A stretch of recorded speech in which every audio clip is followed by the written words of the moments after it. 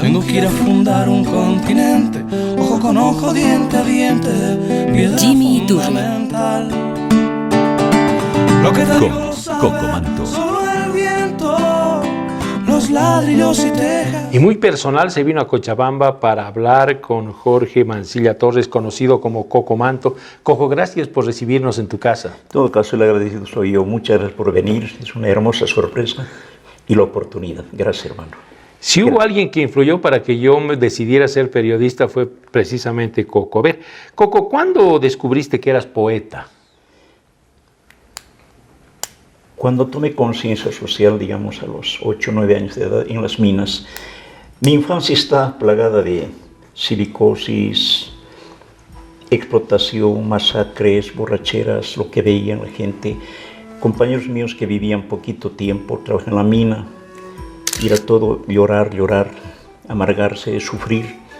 En la dura época de la Patiño Mines, antes de la Comibol, con trabajadores. Entonces, la influencia de dos maestros, Alberto Vega Salinas y Darío Uceda Murillo, que rendían homenaje en los cursos a los mineros que habían muerto, a sus ex compañeros, alumnitos de la escuela que ya no eran. Y entonces ellos hacían homenaje y dije, yo quiero ser como ese, hablar tan bien, hablar tan profundamente, hablar claro, pensar alto, sentir hondo, y es una forma de ser poeta. Entonces ahí asumí sin darme cuenta. Entonces hablaba como declamando. Ahora desdeniego de la declamación, tanto que digo, salido de poeta no se aceptan declamaciones, por favor, porque la forma arcaica de la declamación española con la voz temblando y romper, no. La poesía es para decirla, hablarla, comunicarla, escribir llanito, para que la gente entienda. Eso que digo, que la poesía debe ser clarita como el Singani y útil como el alicate. Y al inverso también. Ahora, es un don. ¿Con eso se nace o no? ¿O es solo pulir? Yo creo que es trabajo diario. Todavía hoy a mis 78 años sigo peleando con el soneto, con la décima, con las formas estudiadas de la poesía. Yo hago mucho verso medido, trabajo el verso medido. No tengo nada en contra de la poesía libre, del verso libre, pero prefiero atenerme a cierta reglamentación interna para hacerla más sonora. La poesía tiene que aspirar a ser música, como la pintura, como todo, como el teatro, hacer música para que entonces yo escribo poesía con criterio de música, con criterio de estrofa.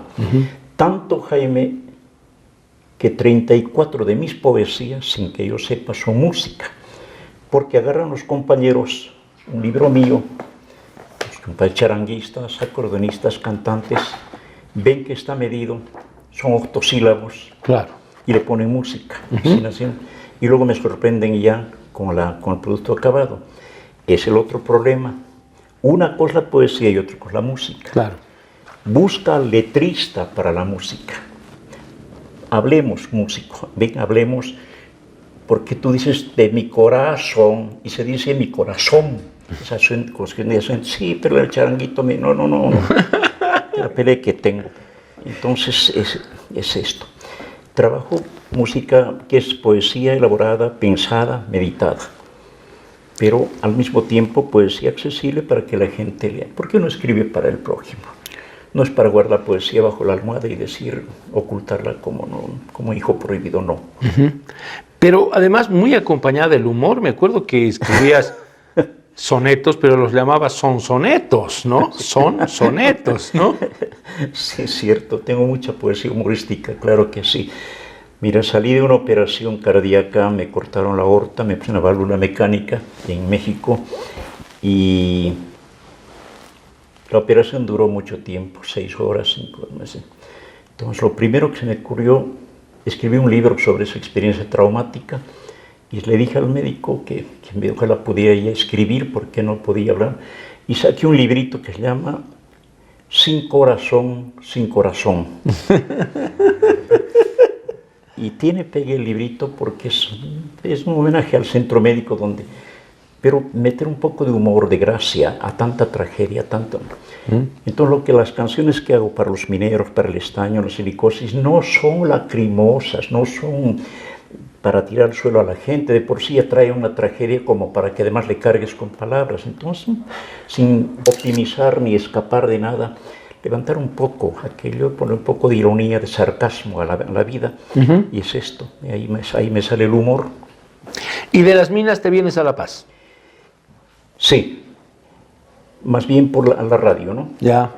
Estudié en la universidad, intenté ser abogado, pero un buen hermano que tenía, Cándido se llamaba, pero no era tan cándido, me sacó, me dijo, no, abogado no. Tú tienes Qué buen que ser consejo que te ha otras dado. cosas. Métete en lo que puedes hacer, escribe poesía, escribe textos, escribe periódicos. Entré a la Normal Superior Simón Bolívar de La Paz y estudié un año ahí. Pero un otro profesor me llevó a una radio llamada América, Radio América, que después devino Nueva América del señor Salmón. La Radio América de un señor Salcedo, y me dio, aprovechando mi buena voz de entonces, porque hablaba yo muy bien, el profesor Vicente Terán Erquice me llevó a la Radio América y leía de 1 a 2 de la tarde noticias, pasaba discos, y fue mi primera experiencia. Y comencé a dejar la universidad, comencé a dejar ¿La normal? La normal. Me fui a mi pueblo donde ya había un suceso extraordinario, la radio Pío XII, que fue inaugurada 3-4 meses antes. Y una radio que se salía de los cánones porque es un edificio, el primer edificio en Bolivia, construido con criterio de radio, con salas de locución, con paredes acústicas, con salas de discotecas, para radioteatros, en fin, a diferencia de las pobres emisoras mineras que funcionan en el local del sindicato, en un cuartito, en las condiciones más precarias. Este es el milagro de la radio Pío XII. Entonces llegué y yo dije, trabajo en una radio de La Paz, puedo acceder, y fui admitido inmediatamente. Y trabajé 1 año y medio, 2 años en Pío XII. Salí de ahí, me fui al Altiplano, y de ahí empezó mi vida en radio. Durante 10 o 11 años fui radialista, fui locutor, fui productor, fui libretista, fui animador. Me fui a una radio en Colquiri, estaba recién casado con Marta, mi compañera, y tuve una experiencia traumática, Jaime. Me dieron Radio Colquiri, los del sindicato me pagaban bien, el triple de lo que me pagaba entonces en Altiplano. Iba bien. Llegué en octubre del 64. En noviembre ocurrió el golpe contra Paz Extensoro. Lechín se aupó al gobierno de la Restauración. Lechín dio el golpe contra Paz Extensoro, su ex jefe. Eso sacó de balance a los mineros. Y entró al gobierno Lechín, pero no lo aguantaron mucho tiempo. Barrientos y Obando lo echaron. En los primeros días de mayo lo echaron del gobierno y lo exiliaron a Paraguay. Desde Paraguay, don Juan Lechín ordenó una movilización de los mineros, manifestaciones para pedir que retorne, y los mineros salieron obedientes de la COP, manejados por el lechinismo, y yo salí de Radio Vanguardia, ya le había puesto el nombre a la radio. Estaba apareciendo la radiecita esta de mano, porque antes los locutores, los reporteros caminamos con una maleta, una grabadora, que el señor, un diputado Camba nos dijo, los colgandijos, Áñez apellido. Sí. Y entonces, cuando apareció esta radio, lo primero que me dieron los compañeros, fui y grabé. Salimos de Colquiri hacia Oruro, la manifestación pro-lechinista para hablar por Lechín. Tenían que venir del otro lado del sur, del siglo XX, de Huanuni. Nosotros íbamos de Colquiri, pero no nos dejaron entrar a la ciudad de Oruro porque los militares rodearon, cerraron la puerta. Entonces hubo una escaramuza, discusión entre mineros y militares porque nosotros queriendo entrar a la ciudad y ellos impidiéndonos, hasta que de improviso grababa todo, porque director de Radio Vanguardia. y veo de improviso un grupo de como 15, 20 mujeres alzando una bandera que avanzan a campo traviesa y quieren entrar por un flanco y empieza la tronadera, empieza la balacera. Las mujeres son dispersadas, murieron 3 aquellas, y la gente, los policías, el ejército, regimiento Camacho, primera artillería de Oruro, nos rodeó y disparó contra la gente, disparó a ojo cerrado, Jaime, porque la pampa es tan abierta, escandalosamente abierta, que se vuelve prisión. ¿Dónde van a escapar? Los cerros están allí lejos, azules, ¿no? Pues, los pobres mineros se agarraron, acudieron desarmados, estaba con su grito y sus piedras apenas. Conté 17 muertos con la grabadora en la mano. Pasé por ellos. A 2 incluso les cerré los ojos. Pero me muní de los testimonios de los compañeros. ¿Qué está usted viendo? Ayúdeme a contar, compañero. Y la gente lloraba, gritaba, asesinos, y los militares que estaban.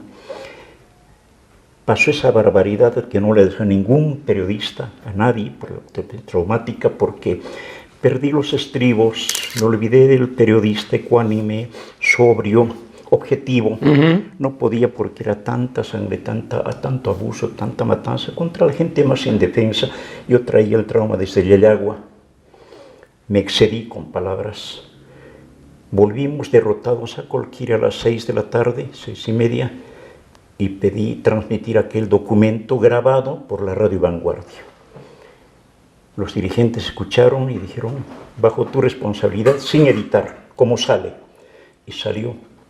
A las 7:30 de la noche del 23 de mayo de 1965 salió la radio, el testimonio aquel de la matanza en la Pampa Ilbo. Transmitió Radio Nacional de Guanuni, San José de Oruro. Por entonces las radios mineras eran ensayos de radio, 300 vatios, a lo sumo 350 vatios, mientras la Pío XII trabajaba con 3 kilowatts de potencia, con toda la potencia, y tenía viso anticomunista, porque él, desde el nombre, Pío XII, Eugenio Pacelli, el papa que había bendecido las armas nazis, dio un primer dinero para la construcción de aquella radio. Entonces había un desbalance entre la Pío XII y las demás emisoras mineras, y yo estaba en Vanguardia, pero con todo pasamos aquel documento el 23 de mayo, el día 25 de mayo entraron el 24 entraron las tropas, el 25 de mayo a las 10 de la mañana tomaron la radio los militares, un señor teniente o capitán grandote, seguido de 8 o 9 militares, me dijo, Jorge Mansilla, sí soy yo, mire, usted se tiene que ir de este distrito minero en 1 hora, tiene que ser, pero pensé que venían por la grabación. No, parece que no habían escuchado, unos sabían. Bien. Y créame, señor Mansilla, me dice aquel militar, que la orden es más fácil para el que tiene que cumplirla que para el que la debe ser cumplir. Y agarré, sí, señor. Me pusieron 2 policías atrás, 2 militares, crucé las 2 cuadritas de la radio hasta el vehículo, los transportes a Oruro, entré ahí. Apenas tuve tiempo de hacer avisar a mi mujer que estaban echándome. Salí de allí, nunca más volví. Hasta ahora no volví más a Colquiri. Y la grabación se quedó. 15 años después un compañero, Juan Espinosa, me había recobrado y me la dio. En alguna parte la tengo y no tiene sentido porque es una lloradera. Bueno, pero lo que estabas viviendo bien lo merecía. Viví en la clandestinidad. Asalto de Marta, asalto de Marta, y volví a Radio Altiplano, hablé con Mario Castro, que era el locutor, el director de la radio, con Franz Reyes, Enrique Arauz, el dueño de la radio, don Mario Carrasco, que así me tenía estima, y volví a Radio Altiplano, locutor sin derecho a voz. Ahorita me cuentas, hagamos un pequeño corte. Te agradezco. Tengo que ir a fundar un continente. Ya volvemos. Ojo con ojo, diente Con a diente, Coco Manto. piedra fundamental. Lo que te digo lo sabes. Tengo que ir a fundar un continente. Ojo con ojo, diente a diente, piedra Jimmy Iturri. fundamental. Lo que Con te digo lo Coco sabe Manto. solo el viento. ladrillos y tejas. En Cochabamba con Coco Manto. A ver, entonces vuelves al altiplano después de una tragedia, después de un momento tan duro, y sin embargo el humor no se pierde. Porque entré a, como te decía, locutor sin derecho a voz, hacía libretos, hacía informativos, me toleraban los compañeros, hasta que poco a poco comencé a tomar la palabra, a animarme a leer informativos en Radio Altiplano, con la Lola Faye, con Jorge Hoffman, Roberto Valderas, gente importante. Y hasta que me atreví a hacer un programa de humor político llamado Olla de Grillos. Ahí nació Coco Manto. Coco Manto, a los Jorge nos dicen Coco, claro. Y Mancilla Torres. Entró como chiste. No me gusta que me den Coco Manto, pero ya es mi otra identidad. Claro, totalmente. En un libro dice Coco Manto alias Jorge Mancilla Torres. Me pasó eso y durante 4 años mantuve en Radio Altiplano un programa de humor político los sábados y se repetía el domingo. Olla de Grillos para gringos y cosillos, con el aporte inopinado de gente que ni se imagina, ni piensa, ni concibe la gente. No era todo mi humor, me pasaban por debajo de la mesa, me pasaban chismes, me encontraban, me citaban, me enseñaban papelitos, entre quienes, por ejemplo, Marcelo Quiroga Santa Cruz, que me proveía de humor. Tenía una gracia ese hombre. Una vez me dejó incluso, me citó a una esquina para cantarme una copla que debíamos, porque hacíamos la parodia de las canciones. Marcelo tenía un enemigo, fundamentalmente un abogado, Zolón, Mario Zolón, ¿no? Que estaba en el gobierno y era ministro, era canciller, ministro de Educación, ministro de Planificación, ministro de Obras Públicas, un hombre muy alto. Y tenía ojeriza contra Marcelo por alguna razón. Entonces me pone canción, me la tararea, tengo una vaca lechera, tiene gorra y charretera, me de leche merengada, ministerio y embajada, rolón, rolón, rolón, rolón, de ese tipo de cosas. Entonces para mí agregar coplas era ese Marcelo. Otro que me proveía era René Zabaleta Mercado, Alipio Valencia Vega, gente que tú ves muy serios, muy caballeros, no en absoluto. La intelectualidad. Y muchos académicos y militares, amigos militares que me pasaban cosas o me hacían llegar por una mujer hermosísima que había, que me pasé, dice el coronel fulano de tal que se puede meter, que le dicen tal cosa y está pasando esto. Era un hombre más informado, peligrosamente informado, pero tenía el recurso del humor para que no parezca muy ostentosa ni provocadora. Ahí tiene que la chispa, la gracia. Una cosa casi me cuesta la vida es que el 26 de abril del 69 pasamos por la noche un aforismo de estas cosas que digo ahora, berberías. Más vale cobando en mano que barrientos volando. Claro, había muerto en un helicóptero y todo. Al día siguiente murió el 27, el día domingo de 27 de abril. Mi cumpleaños el 23 y Marta, mi esposa y unos amigos nos llevaron un día de campo que es en la Plaza de la Revolución. Estamos escuchando la radio, interrumpen la transmisión de un partido de fútbol y dicen: lamentamos interrumpir porque ha caído el helicóptero y ha muerto Barrientos. Pero la noche anterior habíamos puesto aquello. Claro. Esas coincidencias dramáticas, malditas, hincha coincidencias. No, pues la gente, lo primero que decir, lo dijo anoche, claro. Mala lengua del Coco Manto. Sí, él ya sabía. Ya sabía esta técnica.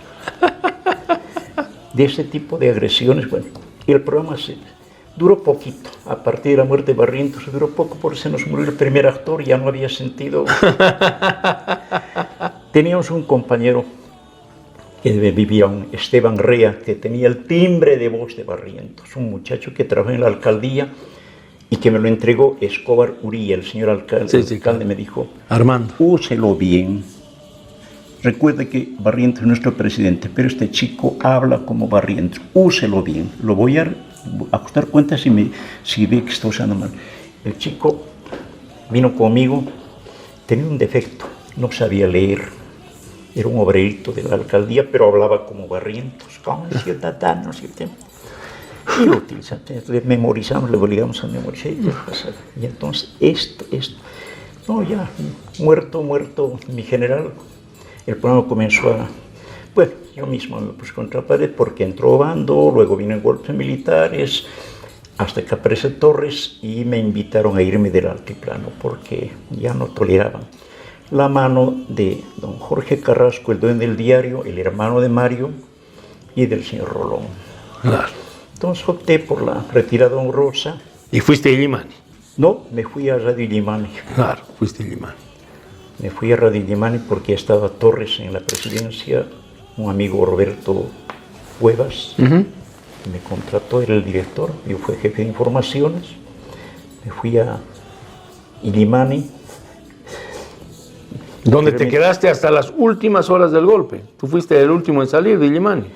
Desde las 10 de la mañana hasta las 9, 10 de la noche, avisando, llamando todo el día, convocando a la resistencia, el fascismo no pasará, y convocando a la gente, y la gente pedía armas, leíamos informativos, comunicados, entonces viene el fascismo, compañeros, solos eran Andrés Solís Rada, el señor Gallardo, Gonzalo Otero Mercado, al que atraparon luego y lo mataron, murió en tortura. Éramos 4 o 5 locos llamando a la gente a convocar. Bueno. ¿Y era Aguilita Voladora? Ay. Contanos. Aguilita Voladora, sí, fue. Es una historia igual sucia porque, bueno, el general Obando fue ungido, el general Torres fue ungido presidente de la República con el apoyo de la Fuerza Aérea Boliviana. Tanto que de la FAB de El Alto lo bajaron los militares en triunfo a Torres, le hicieron jurar, juró el cargo, y su fuerte en las Fuerzas Armadas era la aviación para mi general Torres. Entonces había una cierta garantía con ellos. Y hablaba la FAB, hablaba con la COP. Entonces estamos transmitiendo a las 3, 4 de la tarde, nos llega un telefonema de un dirigente sindical, Waldo Tarqui, de San José. Dice el compañero Lechín que digas que Aguilita Voladora caerá al atardecer, que resista a la gente. Yo pregunto a Andrés Solís, al Chichi, pero es lo más obvio, es una alusión a la Fuerza Aérea. ¿Cómo vamos a decir eso? Y no dijimos. Y dice el señor Lechín que si no dices, estás haciendo responsable de omisión, para que la gente resista. Aguilita Voladora que era el atardecer. Se nos ocurre poner un disco, Aguilita Voladora que en tu pecho llevas hilo, dámelo para coser este corazón herido, cantar por los caminantes, que eran el compadre Palenque y un Murillo, los caminantes. 3, 4 veces el disco, sin sentido, aparentemente, hasta que vino la idea. Bueno, dice, atente a las consecuencias, me dice Waldo Tarqui. Están esperando esa para que salgan los aviones. Y Gonzalo Otero se atreve. Compañeras, compañeros, llegó la hora. Aguilita Voladora caerá al atardecer. Y yo me subo. Y otro compañero, 3, 4 compañeros, Aguilita Voladora en triunfo, en triunfalismo estúpido. Efectivamente, Jaime, la gente va combatiendo, corriendo en las calles, porque no habían armas, no había nadie. Los únicos que tenían armas eran unos universitarios que habían atacado una patrulla militar y estaban en Cerro La Icacota. Ahí estaban los universitarios. Tenía una metralleta, de esas que de trípode, ametralladora, y no sabían usarla. Los compañeros universitarios, pero estaban disparando, resistiendo ahí en la colina aquella, y de improviso salen del alto, hermosa espectáculos en 3 avionetas Mustang. Es impresionante, y la población combatiente abajo aplaude, al fin la Fuerza Aérea. Y los universitarios se agrupan y cantan el himno nacional. Estaban cantando el himno nacional cuando los aviones aquellos van y baja en picada sobre la colina y ¿cuántos muertos ahí, compañeros? Que había sido parece que ya murió el señor, no importa si no, el comandante en jefe de la FAP, Óscar Adriázola, le dijo eso a Lechín: ya salimos, la clave es esta, que la digan. Lechín y la COP, los incautos, los compañeros pasaron y nosotros dijimos aquello. Qué barbaridad, ¿cuántos murieron ahí? Claro. Hay una corresponsabilidad, esto agrego de culpa pues que tiene uno que sobrellevé, porque era un engaño, una mentira con alas además y con metralleta desde arriba. No, a las 8 de la noche supimos que la batalla estaba perdida, porque el MNR se juntó, Falange, se juntó mucha gente, él y las Fuerzas Armadas, regimiento tras regimiento, todos voltearon contra mi general Torres. Llamamos a las 8:15, 8:30 al palacio, estaba al ladito, o sea, Dillimán estaba en la Ayacucho. Pregunta al general Torres qué hacemos, y dicen: ya salió, ya se asiló. Claro, era el momento de irse. Ahora, ¿cómo salimos? Estaba rodeada la plaza. La plaza Murillo estaba ocupada. Bueno, nos dimos modos para salir. Salimos en condiciones que no te cuento. Me ayuda a salir un compañero, Juan Carlos Gallardo, un periodista argentino. No, y ahí empezó mi salida, mi fuga, 71. Fue una tontería porque sin armas, sin coordinación, sin mayor noción, sin mayor experiencia en este tipo de cosas. En diciembre del 71, un señor Gasser declaró al programa Monitor de Hamburgo, Alemania, un programa de televisión, que convencer a las Fuerzas Armadas les costó poquito tiempo, pero mucho dinero. Una tras otra, las unidades... El bono de lealtad. O cómo se llama. Lo dijo aquel, claro. Teníamos la grabación por mucho tiempo con los compañeros. No, pues no podíamos contra los dueños de los fierros. Claro. El cantor, el poeta, el no pasarán, la grita, los recitadores, no podíamos contra la eficacia de las armas, porque en la concepción del ejército no hay argumento más brillante que una bala.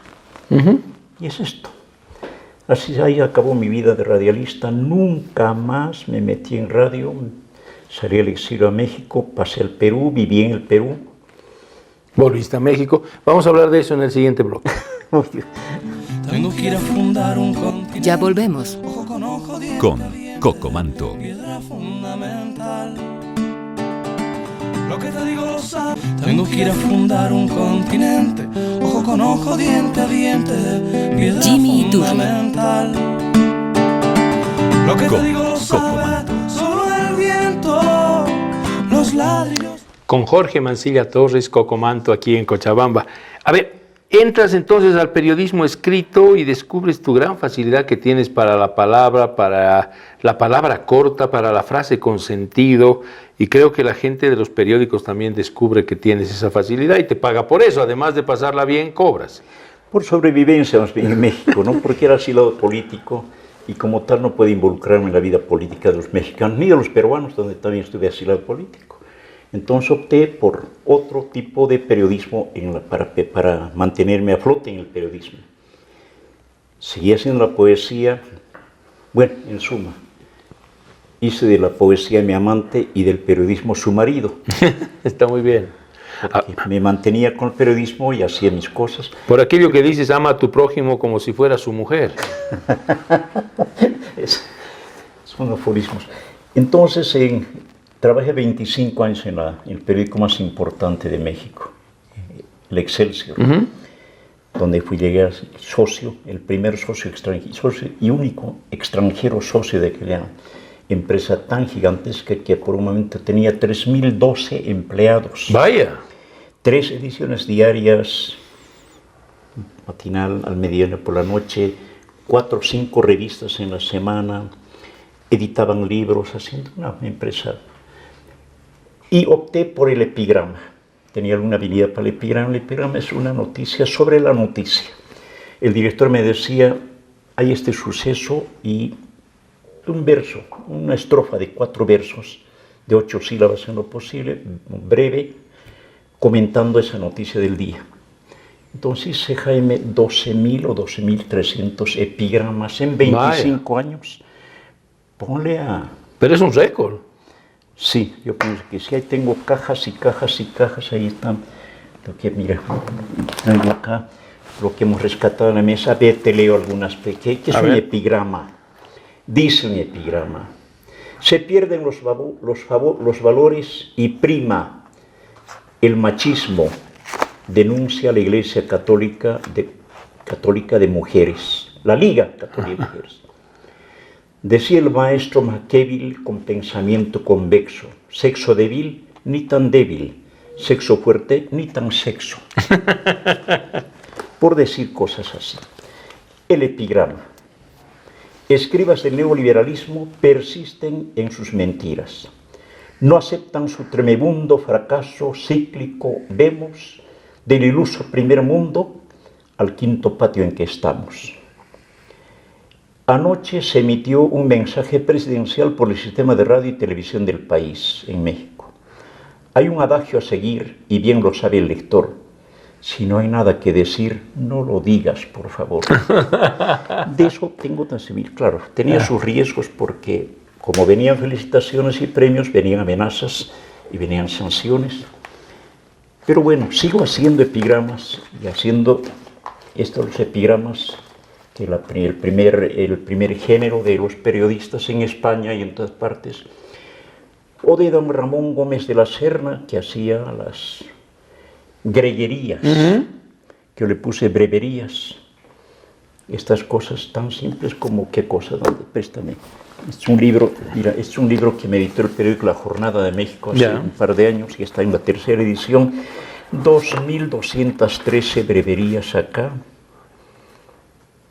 A veces son cosas sencillotas, ingenuas. Unos toman escuela de Chespirito y otros del Che Espíritu. Qué bonito. Ella conjuga amor, desdén, pasión; yo conjugo de naranja, piña o limón. Vamos de palabras, Jaime.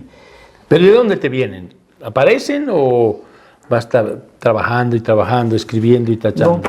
No, la conversación, la plática, se quedan condiciones propicias, me nacen. Por ejemplo, estoy escribiendo, mira lo que tengo escrito, mira vos, para publicar también parte de historia del país, ¿no? Porque está la noticia y hay que poner un poco de humor. En México se escribió 12.000, pues con 1.000 que me publicaron en un librito ya se recobra parte de la historia, pero desde otro punto de vista. Digo acá del señor Carlos de Mesa: ya se lo ve muy cansado por una razón sencilla. Come y escribe parado porque renunció a la silla. Un alcalde aquí en Cochabamba, el Mochileyes que le dicen. Sí. Al descubrirse la treta, la gente abrió las pupilas y dijo: ¡ay, qué maleta! Traficando con mochilas. Bueno, hay una cosa de la UPEA, una universidad en el Alto, sí, del que tiene mucho presupuesto, mucho profesorado y poquito provecho del alumnado. Un rector desorientado y de la ciencia idea, tanto maestro improvisado que se apea en la UPEA. El juego de apearse con la UPEA. Claro, y se apea. Bueno, de estas series que hacía yo, por decirte, cosas chuscas. En México trasplantaron el ojo derecho a un turista japonés que tuvo un accidente en la calle, lo llevaron, le trasplantaron un ojito. ¿Ya? A ese paciente oriental, díganle punto y guión, tiene un ojo como ojal y el otro como guión, como botón, vaya. Esta. La bailarina Doris del Alba sufrió anoche otro accidente, el tercero en solo 2 meses. Una vedette muy querida allí. Vaya con la suerte ingrata de esa vedette tan tierna, tener tanta mala pata teniendo tan buena pierna, por decir. Y un amigo muy querido, que ahora va a ser presidente, Andrés Manuel López Obrador, a quien conozco desde 20, 25 años. Él tiene una forma de hablar, habla lentito, no tiene ningún apuro.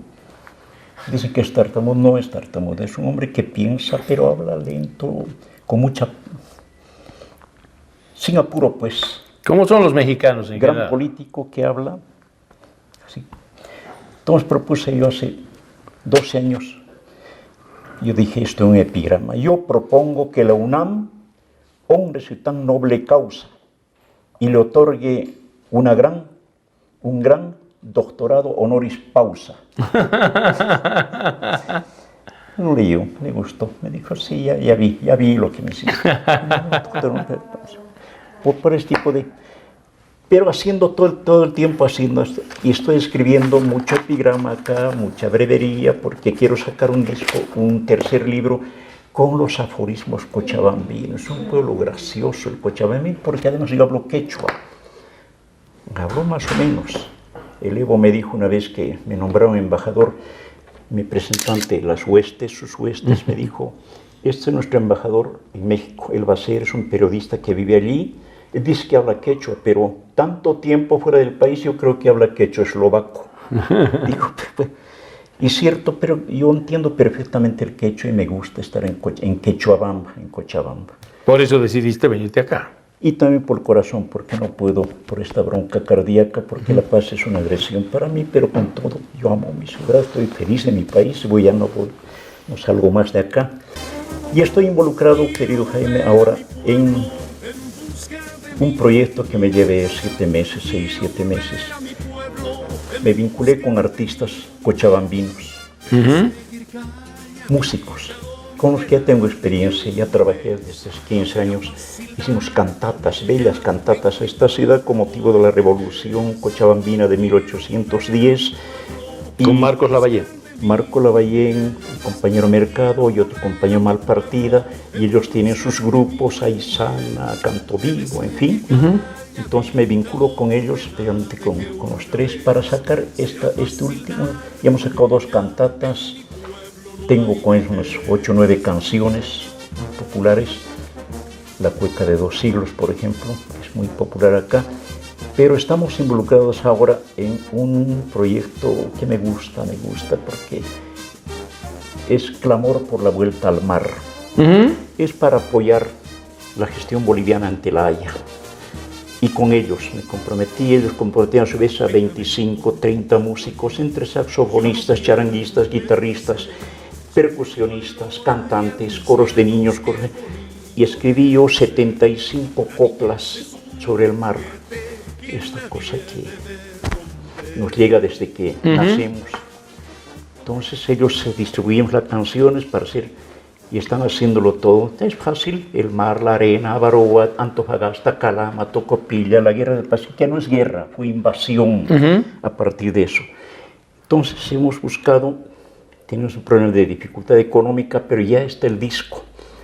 Están preparando ahora los sobres, y yo pienso, voy a viajar a La Paz para presentar el disco. Este Clamor por la Vuelta al Mar son 12 canciones que va a gustar, un poco para renovar también, para reforzar el lenguaje de los bolivianos frente al mar, porque para dejar descansar ya al yo quiero un mar azul o cositas así, pero ahora sí están metiendo canciones, 12 de las mejores, trabajadas por estos extraordinarios músicos, que lo hacen pero con una apertura, con una vocación, con un patriotismo que me sublima, me festeja. Como el tuyo, ¿no? Porque tú pones la base, que es el texto. Bueno, aparte, y la idea que puse, porque ellos querían, ya me había presentado con ellos en otro festival de música de protesta, pero vamos a tener la música de protesta por ahora, porque ya hay que pensar en otro proyecto, y pues una proyección, ¿qué tal si trabajamos por el mar? Y trabajamos en esto, ¿no? Porque tenemos una vecina tan angosta que se opone a toda costa. Todos tienen el sentido de la cosa. Claro, claro. Y ahí nos nació un hermoso bailecito, cueca le han puesto, que en Chile no hay libertad, tienen prisionero al mar. Es una verdad. Entonces, puesto en canciones, y canciones con humor también, porque no todo va a ser lloradera por el mar, de por sí el agua es agua llorada. Entonces hay que dulcificar y estamos trabajando en este proyecto, muy contento con ellos. Yo creo que en 10, 12 días más vamos a presentarlo en La Paz y ante el país. Muy bien. Última pausa y después volvemos. Te agradezco. No sé qué vamos, pero con mucho gusto. Tengo que ir a fundar un continente. Ya volvemos. Ojo con ojo, diente Con a diente, Coco Manto. piedra fundamental. Lo que te digo lo sabes. Tengo que ir a fundar un continente. Ojo con ojo, diente a diente, piedra Jimmy Iturri. fundamental. Lo que Con te digo lo Coco sabe Manto. solo el viento. Los Coco, hablemos un poco de poesía, ¿no? De todas las funciones que tiene el ser humano, los oficios, al que más energía lleva es entender la poesía, porque claro, tienes que decodificar muchos códigos. Es cierto, es cierto. Es mayor la responsabilidad del poeta que tiene que escribir para el que va a leer, porque poesía es lo que queda después de haber leído un poema. Es lo que interesa al poeta, qué piensa, qué se quiere, qué conozcamos.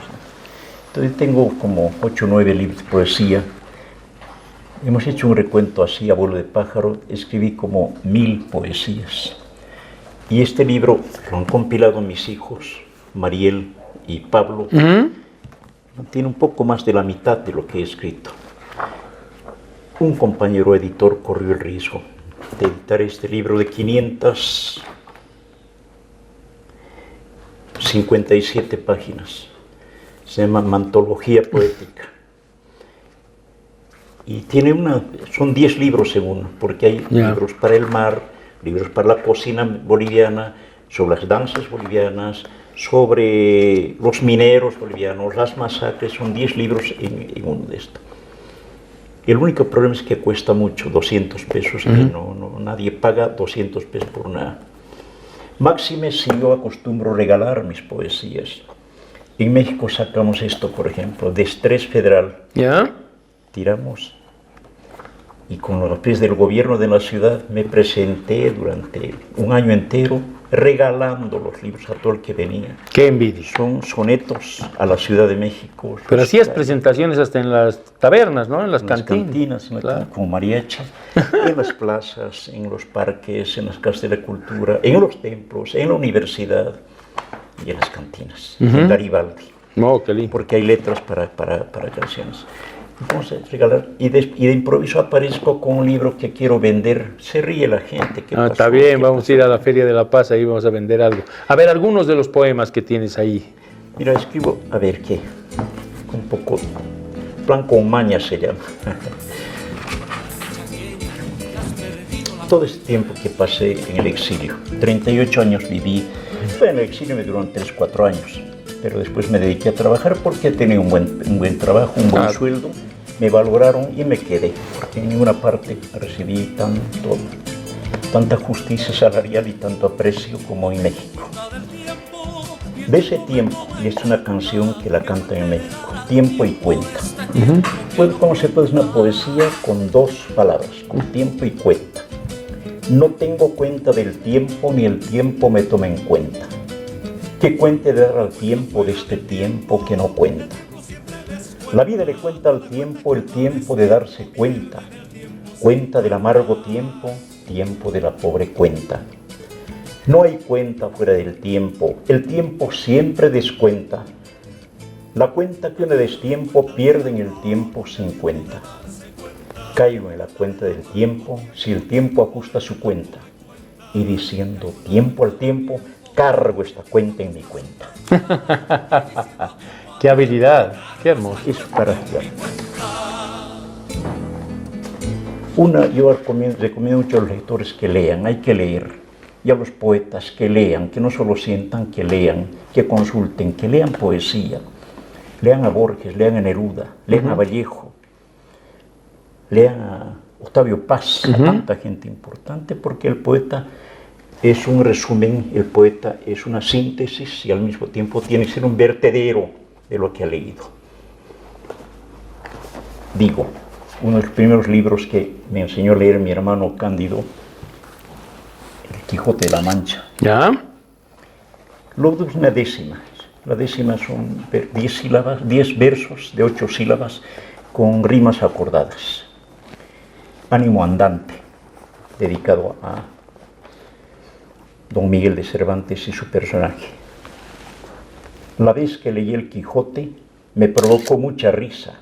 Cierto, lo leí deprisa, pero qué gracia, qué dote del gran caballero andante. Lo leí de nuevo en coro y me ganó cierto azoro. Me puse serio, muy serio. Hoy, lo digo sin misterio, leo Don Quijote y lloro.